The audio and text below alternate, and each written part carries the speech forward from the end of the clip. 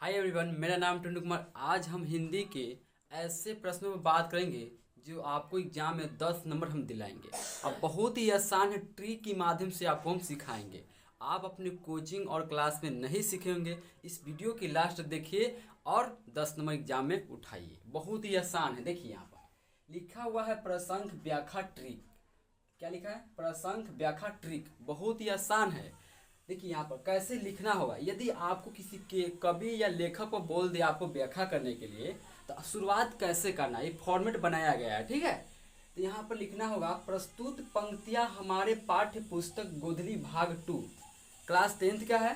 गोधली भाग 2 काव्य खंड हो या गद्य खंड हो, आपको दोनों में से जो भी हो आपको यहाँ पर लिखना। काव्य खंड होगा तो काव्य खंड लिखना पड़ेगा और गद्य खंड होगा तो गद्य खंड लिखना पड़ेगा। ठीक है, अब यहाँ पर काव्य खंड और गद्य खंड से लिया गया है।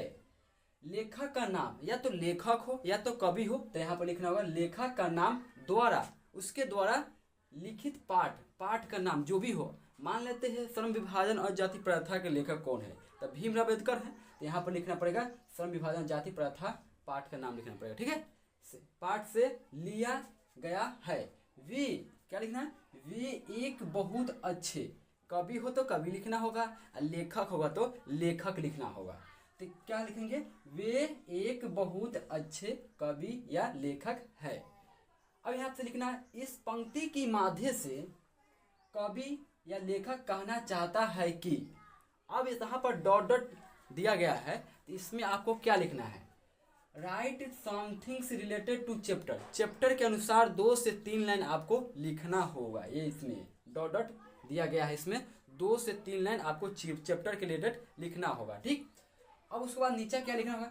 आखिरकार लेखक होगा तो लेखक, कवि होगा तो कवि होगा। यहाँ पर अंडरलाइन किया गया है, आप समझिएगा। ठीक है, कवि होगा तो कवि लिखिएगा और लेखक होगा तो लेखक लिखिएगा। तो आखिरकार लेखक या कवि को हमेशा अपने शब्दों को बहुत ही कुशल तरीके से व्यक्त करने की पहचान होती है।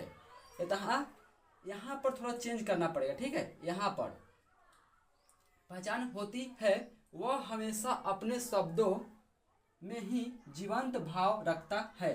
यहाँ उसका लहजा उल्लेखित है। ठीक, यहाँ उसके शब्दों की समांतर चलता है। आपको जो भी चैप्टर से पूछे आपको कहाँ चेंज करना पड़ेगा, यहाँ पर ध्यान करना पड़ेगा।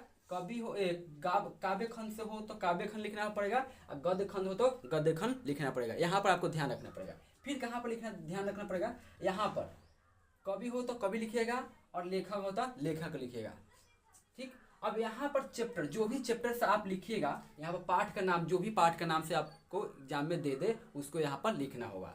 यहाँ पर डॉट डॉट किया है, जो भी चैप्टर से हो आपको उसके रिलेटेड क्या लिखना है? 2 से 3 लाइन आपको लिखना है। 5 नंबर में पूछता है। ठीक, यहाँ पर कुछ नहीं करना है, सेम लिख देना है। यहाँ पर 3-4 लाइन है, सेम लिख देना है, सब में लिखना है सेम। अब बहुत ही आसान, व्याख्या करने के लिए 10 नंबर पे पूछता है, तो आप इसको पूरा याद कर लीजिए। जहाँ जहाँ चेंज करना है वहाँ हम बता दिए हैं। तो आपको जानकारी मिला होगा तो चैनल को सब्सक्राइब करिएगा। फिर मिलते हैं नेक्स्ट वीडियो में, और वीडियो का शेयर जरूर करिएगा।